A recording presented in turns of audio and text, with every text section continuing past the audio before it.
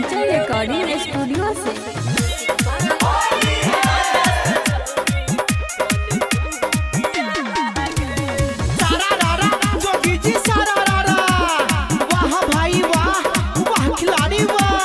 चढ़ल जवानी तंग करई छौ होई छापर तब हगे सारा रारा जोगी जी सारा रारा। चढ़ल जवानी तंग करई छौ होई छापर तब हगे गई होली में डीजे वाला से छौरी कले तू बियाह गई होली में डीजे वाला से छौरी कले तू बियाह गे। गोरे गोरे गाल छोड़ी के कह दे बैला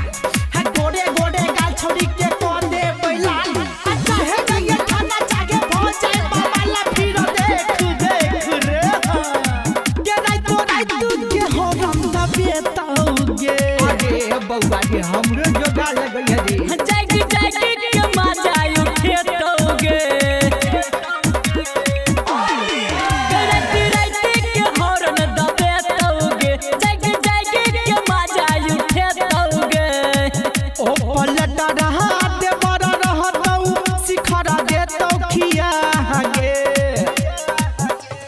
होली में डीजे वाला से छौरी कले तू बियाह गे होली में डीजे वाला से छौरी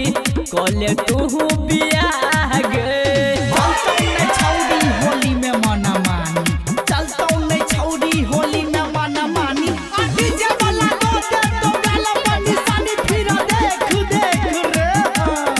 के पीछे कारी जखन ओकर वाला सटतौगे अरे बचबागे हमहुने हटबो आइ रे गइए बड़ बचबे ने तोहर फटतौगे के पीछे कारी जखन ओकर वाला सटतौगे ए बेर फगुआ में नहीं बचा दे फटतौगे।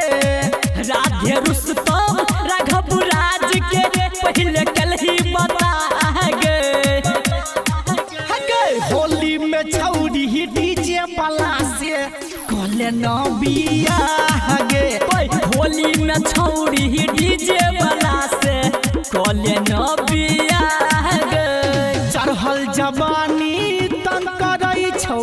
होई छापर तब हगे सारा रारा जोगी जी सारा रारा। चढ़ल जवानी तंग करई छौ